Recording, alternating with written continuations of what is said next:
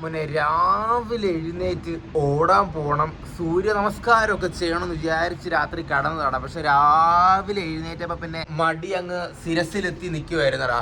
പിന്നെ ഫോണും നോക്കി കുറച്ചു നേരം മൂത്രമൊക്കെ ഒഴിച്ചിട്ട് പിന്നെ അതേപോലെ തന്നെ കടന്നു. പിന്നെ ഇപ്പൊ എഴുന്നേറ്റതേ ഉള്ളൂ. സുപ്രഭാതം. എന്തായാലും സ്ഥിരം എഴുന്നേക്കുന്നതിനേക്കാളും കുറച്ച് നേരത്തെ എഴുന്നേറ്റ് എന്നാൽ പിന്നെ അത് കുറച്ച് പ്രയോജനപ്പെടുത്താൻ മോനെ. എന്തിനാണ് ചുമ്മാ വേസ്റ്റ് ആക്കുന്നത്? ഓക്കെ, എന്തോ ചെയ്യേണ്ടത്?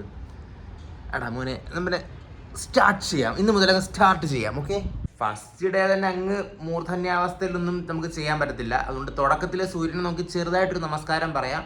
അത് കഴിഞ്ഞിട്ട് നാളെ മുതൽ സൂര്യ നമസ്കാരം പ്രോപ്പറായിട്ട് ചെയ്യാം. പക്ഷെ ഇന്നങ്ങ് തുടങ്ങി വയ്ക്കാം. തുടങ്ങുന്നതല്ലേ പാട്. അപ്പോൾ ഇന്ന് അങ്ങ് സ്റ്റാർട്ട് ചെയ്യാം മോനെ. ഓക്കെ മോനെ, മഴ പെയ്യുന്നുണ്ട്. മഴ പെയ്യുമ്പം സ്റ്റാർട്ട് ചെയ്യാൻ പറ്റിയ അവസ്ഥ അല്ലെന്നാണ് ഞാൻ കേട്ടിരിക്കുന്നത്. പക്ഷെ കുഴപ്പമില്ല മോനെ, സ്റ്റാർട്ട് ചെയ്യാം. എന്ത് മനോഹരമാടാ രാവിലെ ഈ സ്ഥലങ്ങളൊക്കെ കാണാനായിട്ട്. ഇവിടെ തന്നെയാണോടാ ഞാൻ താമസിച്ചുകൊണ്ടിരുന്നത്? അതെന്നടാ സൂര്യൻ. സൂര്യ നമസ്കാരം. സൂര്യ നമസ്കാരം.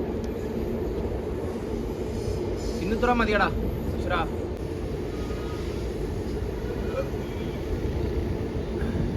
ഇന്നിത്ര മതിയടാ. എല്ലാം കൂടെ ഒറ്റ ദിവസം ചെയ്താൽ ശരിയാവൂല. നാളെ മുതൽ ശരിക്കും സ്റ്റാർട്ട് ചെയ്യാം. എന്തായാലും ഇന്ന് മുതൽ ഒരു ന്യൂ സ്റ്റാർട്ട് ആണെന്ന് നമ്മൾ തീരുമാനിച്ചു. ന്യൂ സ്റ്റാർട്ടിന് സൂര്യ നമസ്കാരം കൊണ്ട് മാത്രം ശരിയാവത്തില്ല മോനെ. സുപ്രഭാത് പോഷകാഹാരസ്യാത് ശുരുവാത് എന്നാണ് ചൊല്ല്. നല്ല പോഷകാഹാരം വേണം രാവിലെ. അതിന് രാവിലെ അമ്മച്ചിമാരുടെ അടുത്ത് പോയിട്ട് മസാല ദോശ കഴിച്ചാൽ ശരിയാവുമെന്ന് എനിക്ക് തോന്നുന്നില്ല മോനെ. ഇന്നലെ വയറിന് ഭയങ്കര അപ്സെറ്റ് ആയിരുന്നു കേട്ടോ. ഗ്യാസ് എന്നൊക്കെ പറഞ്ഞങ്ങ് കയറി നെഞ്ച് വരെ എത്തിയായിരുന്നു. അപ്പോൾ പിന്നെ കുറച്ച് പോഷകാഹാരത്തിൽ നിന്ന് നമുക്ക് ഇന്ന് മുതൽ സ്റ്റാർട്ട് ചെയ്യാം. അതിനാദ്യം വേണ്ടത് വീട്ടിൽ മുട്ട തീർന്നു. മുട്ട മേടിക്കണം, ഒരു കവർ പാല് മേടിക്കണം. ഏത്തപ്പഴം ചേച്ചിയുടെ വീട്ടിൽ നിന്ന് ഇന്നലെ മുക്കിയായിരുന്നു. അപ്പോൾ ഏത്തപ്പഴം ഉണ്ട്. ഓക്കെ പറഞ്ഞപ്പോൾ വീട് പൂട്ടാതെ പോയേനെ മോനെ. വീട് പൂട്ടട്ടെ.